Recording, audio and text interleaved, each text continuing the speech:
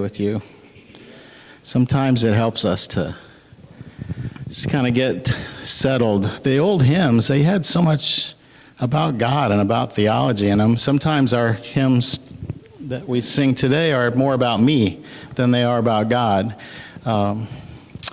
So I hope we can do both, right? Well, Psalm 139, as I said, this is the last of the series on the Psalms for now, because as Jeff knows, I like all the Psalms. They're all my favorites, and we'll come back to them. There's so much to get from them. But today we're looking at Psalm 139. We already had the Lego Man tell us about this verse, or this chapter. It's a long one. Do you want me to read it to you, or you want to just go from what you know already? All right. Lisa's saying, don't read that whole thing. Well, there's several. It's a poem. It's lyrics to a song. So there's 4 stanzas to it, and we're going to talk just briefly about each stanza. What's coming out of it, and what does it mean for us? So some people use this psalm as a source for knowing God. There's a whole branch of theology that's just on God. What is God? How does he react to humanity? How does he intervene with us?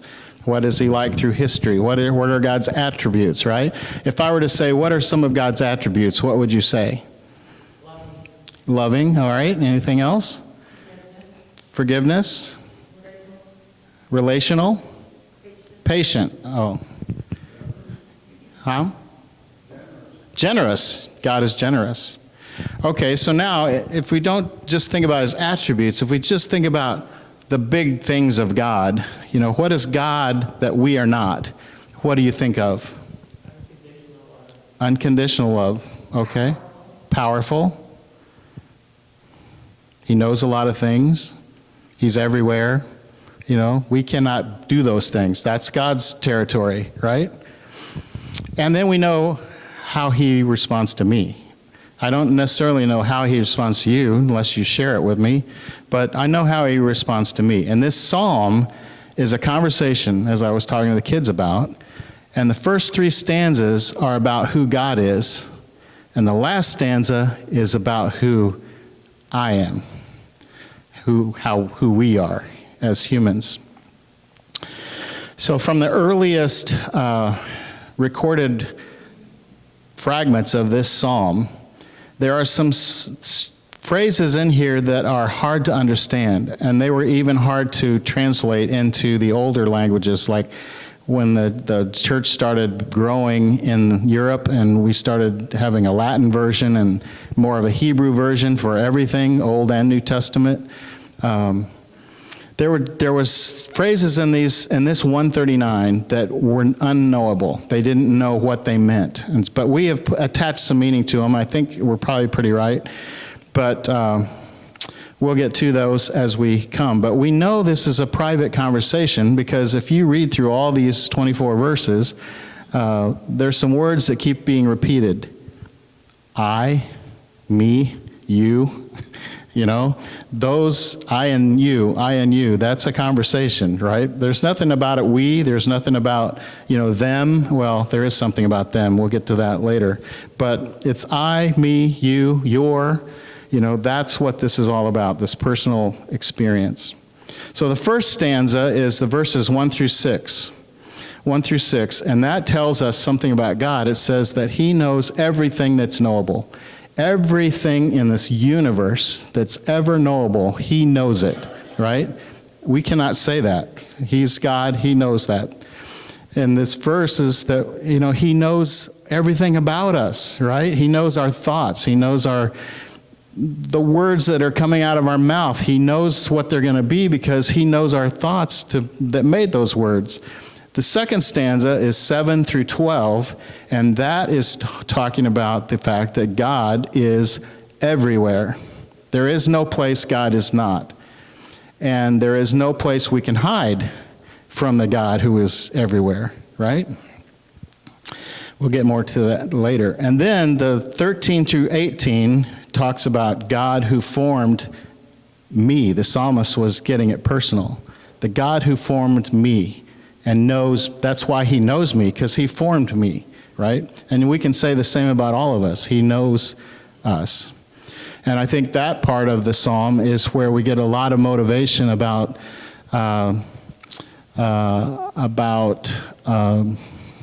rights to mothers to raise a child that's in their womb, you know? And so verses 19 to 24 get to the real nitty-gritty of the whole thing. We've just had all these stanzas talking about God, and then all of a sudden, a little part of us pops out. Humanity pops out, right?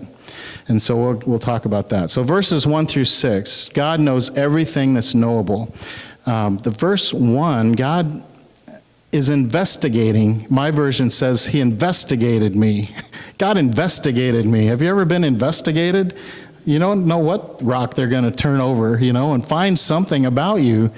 God investigated me. He knows everything about me. He's familiar with all my thoughts and all my doings. You know, that's all I do. My thoughts and my doings, that's about it, right? So, a friend of mine, Rick Power, said this about this verse. He said, conviction and confession are close companions when it comes to the joy and peace of the intimacy, knowing that God knows me. When God knows me, it's hard for me not to be convicted sometimes, and it's hard for me not to confess sometimes, right? So it kind of goes hand in hand. Though, and he goes on to say, though God is acquainted with all my ways, he says, all of them, the hand that is laid upon me is a hand of blessing, reassurance, and love. That's good news. Sometimes we think about God as an angry judge, and he is a judge, but he's not an angry one. He is more like a loving father, blessing us, reassuring us. So verse 4, I wanted to bring out this. This is what it says in my Common English Bible. There isn't a word on my tongue, Lord, that you didn't already know completely. So there's two interpretations to this. One is God has foreknowledge of everything we're going to say. He knows everything that's ever going to be said, and it's all written down somewhere, and we're just playing out this role of something God's already predetermined. Or the other way is God knows everything I do say. He knows everything I'm thinking to say. And he knows my forming and my thoughts before anything is said. I kind of like that one because God gives us a free will. We choose to obey him or reject him, right? If we obey him, our life goes in a different path. But I have the choice to reject him, and then my path is a little different. And does God predict that I'm going to reject him and send me down that path? I don't think so. I think he gives us that free choice. You know, we are the ones who make that choice. Verse 5, again, you surround me front and back and above, Kaylan. You put your hand on me. And I think that surrounding assurance is what I'd call comprehensive care. You know, I'm just turning 65, and I will be going into Medicare. I already have my Medigap plan, and there's all this stuff you have to know, right, to get into all this. And I'm thinking, what kind of care do I need as an old man? I'm going to need more. I need comprehensive care. And I'm thinking when I'm reading this verse, that's what God gives us. Comprehensive care. Whatever you got, I can handle it, right? That's good. Yes, thank you. Can I get a witness there? Yeah. So, this verse, that kind of knowledge is too much for me, too marvelous. It's so high above me that I can't reach it. That's what verse 6 says. Too much, too marvelous. Can you imagine a God who has comprehensive knowledge of me, comprehensive knowledge of the care I need? And you might be interested, may not. That's usually something I'm only interested in. There's only two places in the whole Bible where that too much word comes. Right here, and also in Judges 13, there's been a messenger, an angel, talking, and the Lord's messenger responded and said, "Why do you ask my name?" Because Abraham had asked, "What's your name?" And he said, "Why do you ask your name? Even if I told you, you wouldn't understand it." I'm like, okay, I can identify with Abraham. There's a lot of things God might tell me that I don't understand. But it's too much. It's too marvelous. That's the point. But even that, God is not afraid to be with us and surround us with that kind of care. So that was Samson's parents that this messenger was talking to. Because he had just come to Samson's mother and said, "You're going to have a child, and this child is going to be a Nazirite. He's going to be reserved for my use." Samson, we know the story of Samson, right? So can you imagine being the parents of Samson? You didn't know that was going to be in your future, but this messenger comes to you. How many times in the Bible did a messenger come to someone and say, "I know you're having problems having a child, but I'm telling you, God is going to put a child in your womb. You're going to be a mother." And that's what happened here in Samson's parents' life. So, verse 6, the last part of it in Common English Bible says, "It's so high above me that I can't reach it." What does it say in your Bible? Anybody have one open? Verse 6. Too lofty, yeah. That's one of those sections in this psalm where they don't really know what that word is. It was ancient. It's an ancient word that even the people writing it down weren't sure how to say it. So you grab this old ancient word that now nobody used. But God's messenger was saying the same thing. You're not going to understand it. That's the way they've interpreted it. But it is this thing, literally in the Hebrew, it literally means, "I am unable against it." That makes no sense to us. I am unable against it. And so people have translated this into English, "It's so high above me, I can't reach it." Or whatever, it's unattainable. It's too much for me. I can't prevail over it. I can't defeat it. It's almost like I can't reject it, right? It's too wonderful for me. But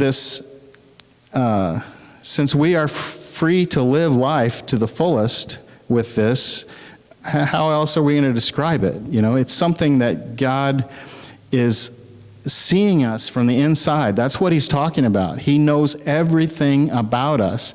Do you remember Ishmael's mother, Hagar? And she was really being abused, and thrown out with the trash. And Hagar is running from her Sarai at that time, I guess, and God found her and talks with her. And she calls him Jehovah El Roi, the God who sees me. And that's kind of what we're talking about here, Man, you're Jehovah El Roi. You see everything about me. There's nothing that I can hide from you. Now, if we move on in verses 7 through 12, hope you don't mind, I'm just picking things that seem to stand out to me. Verses 7 through 12 is the next stanza, and it's talking about the idea that God is everywhere, literally everywhere. There is no place God is not. So verse 7 says, "Where would I go to get away from your spirit? Where would I go to escape your presence?" In other words, let's say I wanted to escape from your presence. Where could I go? Jonah was asking that question. God wanted him to go to Nineveh, and he was like, "No way. You're showing love to those evil people? There is no way I'm doing that. I'm not being part of it. I'm going the opposite way. I'm getting on a boat." And he ends up in a belly of a fish thinking, okay, surely I'm by myself now. God can't find me. And God has the fish vomit out on the shore, and he eventually goes to Nineveh. There is no place we can hide. Even in the dark, there is no place to hide.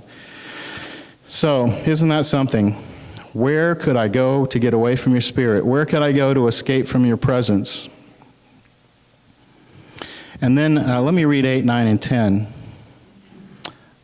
If I went up to heaven, you would be there, of course. If I went down to the grave, Sheol, or literally the place of the dead, you would be there too. If I could fly on the wings of dawn, stopping to rest only on the far side of the ocean, even there your hand would guide me, and even there your strong hand would hold me tight. Now, the wings of the dawn, there's a lot of interpretations about that, but think about the sunrise, especially these last few clear days when we see a really good sunrise. Sometimes there's a starburst, and it almost looks like wings, right? And some people think, well, that's what it's talking about, the wings of the dawn. It's like, and then in their simple thought, the earth is flat, and the sun comes up there, and it goes down there, and we can't reach there and there because it's too far away. And so it rises with the dawn, the wings of the dawn, and then it goes to the far side of the ocean, Mediterranean Sea. That's where it sets in the west. And I guess the west is that way, right? Isn't it? I just got lucky. Yeah, so even in all of that territory, and then the heaven and Sheol, it's pretty much everything that the psalmist knows about the world. These are the extents of the world, even these four corners that I know nothing about. I can't even go there and you not be there. That's what this is all about. So if you're ever thinking about running away from God, it's kind of a impossible task.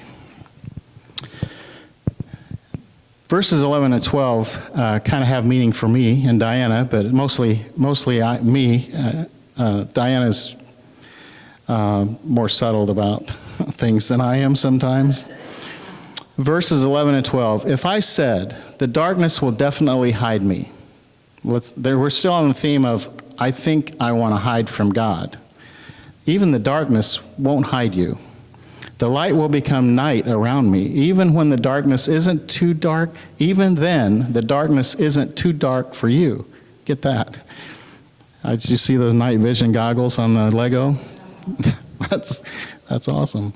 Nighttime would shine bright as day because darkness is the same as light to you. You remember in Genesis, it says God said, let there be light. So God saw how good the light was. He separated the light from the darkness. God made light. He made darkness. So, of course, he's there, right? God named the light day and the darkness night from Genesis. And then John 1:5 says, the light shines in the darkness, talking about Jesus. And the darkness doesn't extinguish the light. That's the thing about dark, right? We could have complete darkness. I've told you about my grandkids love to go in our closet and shut the door because it's completely dark. And they bring their little glow sticks or flashlights or whatever. They tell scary stories to each other. It's amazing. If they invite you in, you need to go to see what's going on in there. But isn't it amazing? Just this tiniest little flicker of flame and darkness goes away. There is light. And the light, you would think the dark could just overtake it, and make it dark again. And it doesn't work that way. That's the way God did it. So let me tell you a story about Diana and me. We were talking to our daughters, both happened to be spending the night last night with our two grandkids. And we were talking about when we lived in Sweden. Our oldest daughter was a year and a half old. I was an engineer with Emerson. My group did helicopter missile systems, and we were testing in northern Sweden for the Swedish Army. They were our customer. And so I came home one day and said to Diana, I have to go to northern Sweden, and I will be there for I don't know how long, could be a year, and I have to leave in 10 days. Will you come with me? That was a big ask, right? Especially with a 1.5-year-old. And Diana, we've talked about this the last week or so, knowing I was going to say this. She said, I wasn't sure I really wanted to go with you, right? I wasn't sure I wanted to go either, but I had to keep my job. But we got there, and things worked out okay. But there were times when it was just so hard. When we first got there, we didn't know the language. Don't even know when you go to the grocery store, the units are different. And so you're saying, okay, how much is a half a pound of ham? It's how many kilograms is that? And you're talking about the temperature, and you're learning you were out in the wilderness, northern Sweden in a Jokkmokk village. What a shock from St. Louis. And so we had those times, and the first night, and we talked to Melanie last night, it's light. It was May, there was still ice on the lakes and still snow, but the sun was coming back, and so it was light until like at midnight. And she was like, why can't I have my own room? Why can't I have my bed, And here we've taken a couple of days getting there, and she's wanting to go back home because she doesn't like it. I didn't sign up for this. She didn't sign up for this. But through those periods, I did have some low periods, slow times. And one morning when the sun was just coming up at 11 and going down at 1 in the afternoon, and it was dark the rest of the time, I was just stepping through the Psalms. I came to Psalm 139. I'm reading it that morning. The darkness will definitely hide me. I was thinking it in terms not hiding from God, but somehow I'm hidden from him. Evidently, God cannot see above the Arctic Circle, because if he knew how bad things were for us, it would change, right? And so the light will become night around me. Yes, that's what happened. Even the darkness isn't too dark for you. And I thought, wait a minute, what does that say? And I started reading that again, and then I realized, oh yeah, God is everywhere I am, and he is going to be around us and guiding us with his hand. So even no matter how bad this seems to us, it's not going to be the end of the world. We're going to get through this. And we actually did meet some friends there. We actually went to a Swedish Covenant church there.